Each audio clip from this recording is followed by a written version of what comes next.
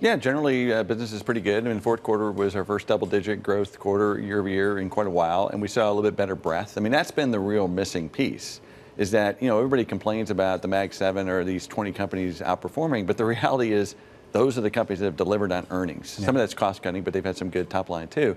And now our expectation is, assuming things kind of hold together, we will see more companies generate earnings growth in 2025. So we're seeing the beginnings of that, not fully yet. And so that's what we're really watching for. I think the risk this earnings season, as we predicted, would be, with all the uncertainty, would companies hold back a bit on 2025 guidance and also the dollar? And those two items, I think specifically, have held back some companies. That's why we're seeing some bad news and some good news. So it really is idiosyncratic. You hate to say it's a stock picker's market, but it really is now. Last year, and even in 23 especially, it wasn't so much a stock picker market. It was just buy hard, large cap, quality growth. That was it. That's all I had to do. Now I think there's opportunity to do stuff more at the stock level.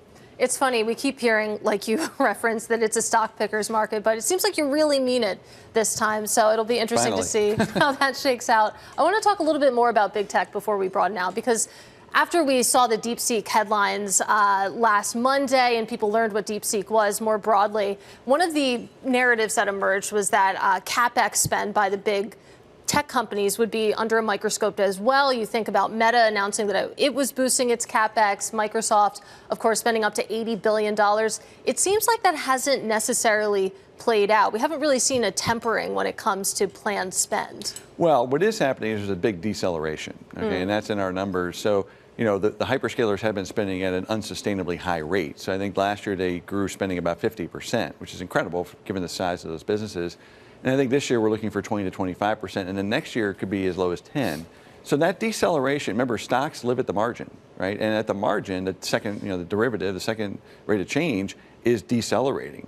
And that's why a lot of these semiconductor stocks have started to underperform, particularly memory and some of the secondary AI type plays. It's not that growth is going negative, but the deceleration has to get priced into the market. But that opens up CapEx for other areas. And that's why we think the application layer is probably the next phase of development. Well, it's going to be interesting. So later tonight after the bell, on the close, by the way, we're going to hear from Alphabet and we're going to hear from AMD. So two companies kind of at the center of what's been going on with AI, and more importantly, the AI spend. And I am curious if you are concerned at all about the lack of returns, at least the ones that would show up on the bottom line.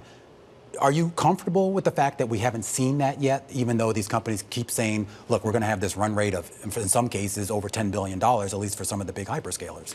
Well, the market's concerned. I mean, that's why some of these stocks have underperformed since the summer. That's really when it triggered it in the June quarter of last summer. Some of the hyperscalers started to underperform.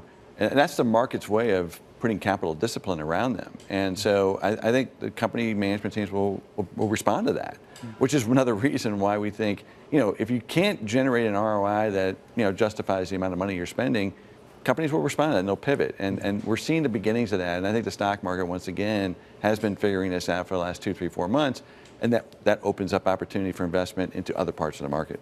Let's talk about some of the other parts of the market and how you're expecting them to fare on the earnings front, because you think about small caps and the small cap trade.